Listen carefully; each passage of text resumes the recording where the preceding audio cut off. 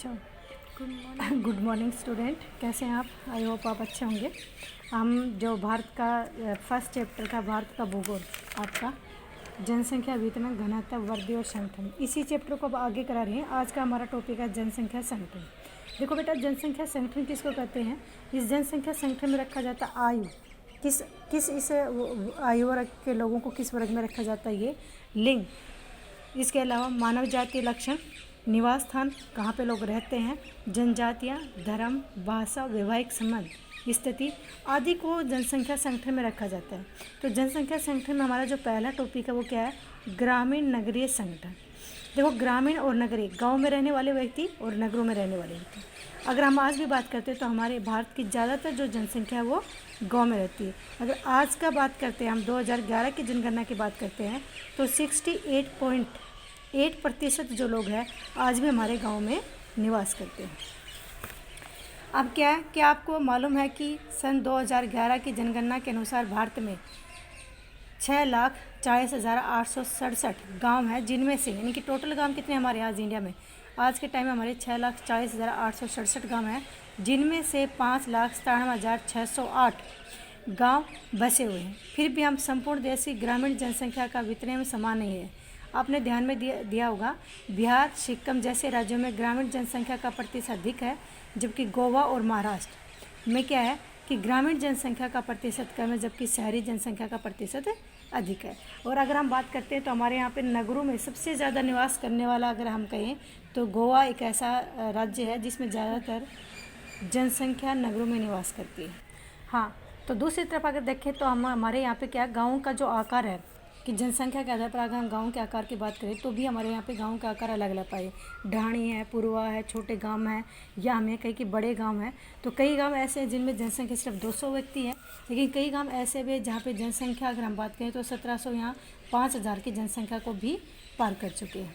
इसी प्रकार से अगर हम नगरीय जनसंख्या की बात करते हैं तो 2011 की जनगणना के अनुसार हमारे देश की जो नगरीय जनसंख्या वो बेटा 31.16 जो है प्रतिशत लोग हैं वो हमारे नगरों में रहते हैं। और नगर भी हम, जैसे मैंने आपको बताया कि गांव भी कई प्रकार के होते हैं, ढाणी होती है, पुरवा होते हैं, छोटे गांव होते हैं, फिर उसके बाद में बड़े गांव होते हैं। तो इसी तरह से नगर भी क्या होते हैं? कस्बा नगर होता है, नगर होते हैं, महानगर होते हैं और सनागार नगर होते हैं। इस तरह से नगरों भी कई प्रकार के होते हैं। फिर भी ऐसा देखा गया है कि तकरीबन सभी राज्यों और केंद्र शासित प्रदेशों में नगरीय जनसंख्या में काफ़ी वृद्धि हो रही है।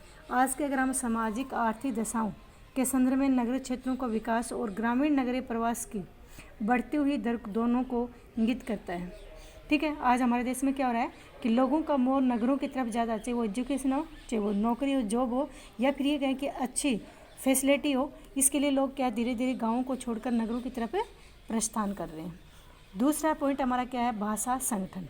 देखो, भाषा संगठन में क्या क्या हमारे अगर बात करें हमारे देश की, तो आज शायद हमारे देश में 1000 से ज़्यादा बोलियाँ बोली जाती हैं। ठीक है, और अगर हम अपने संविधान की बात करते हैं तो संविधान में भी क्या है, हिंदी भाषा को राजभाषा को छोड़कर 21 दूसरी भाषाओं को, यानी कि टोटल 22 भाषाओं को संविधान में रखा गया है। भारत एक ऐसा देश है जहां भाषाई विविधता विद्यमान है।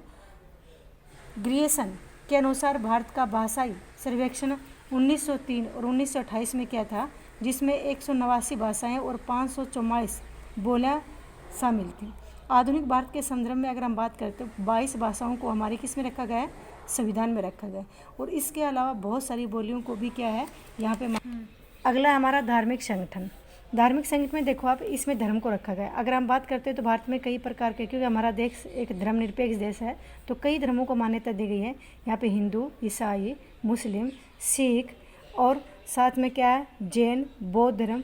तो कई तरह के ऐसे धर्म हैं जो कि भारत में उनको मान्यता दी गई। तो धर्म के आधार पर कितने लोग ऐसे हैं जो कि किस धर्म को मानने वाले। तो इसमें अगर हम बात करते हैं तो हमारे यहाँ पे जो है धर्म को सबसे ज़्यादा अगर बात करें तो हिंदू धर्म जनसंख्या ज़्यादा है, उसके बाद में मुस्लिम आती है, फिर ईसाई आते हैं, और उसके बाद में धीरे धीरे दूसरे धर्मों की, यानी कि सबसे कम अगर बात करते हैं तो जैन या जयद्रथ जो धर्म है उसका नंबर आता है। ठीक है, तो सबसे ज़्यादा अगर बात करें कि हमारे हिंदू धर्म की जो जनसंख्या है, हिमाचल में सबसे ज़्यादा हिंदू धर्म की जनसंख्या है।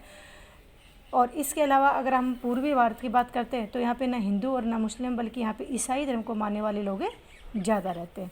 तो इस तरह से धार्मिक संगठन के आधार पर भी भारत में धर्म में बांटा गया है। अगला क्या है, श्रमजीवी जनसंख्या संगठन। देखो श्रमजीवी जनसंख्या जो काम करने वाले, और श्रमजीवी जनसंख्या में ज़्यादातर किसको रखा है, युवाओं को। 2014 में भारत में की युवा नीति बनाई गई थी। इंपॉर्टेंट क्वेश्चन है बेटा कि भारत में युवा नीति कब बनाई गई थी। नई युवा नीति वो बनी थी 2014 में। इस 2014 की जो युवा नीति थी इसके अंदर हमारे यहाँ रखा गया था 15 से लेके 59 साल के आयु वर्ग के व्यक्ति को युवा वर्ग में रखा गया था, ठीक है। और इसी को हम श्रमजीवी संगठन में इस वर्ग को रखते हैं। तो इसके अंदर जो श्रमजीवी संगठन है इसमें भी बहुत सारे होते हैं। मुख्य श्रमिक होते हैं, सीमांत श्रमिक होते हैं, श्रमिक होते हैं और अश्रमिक होते हैं। मुख्य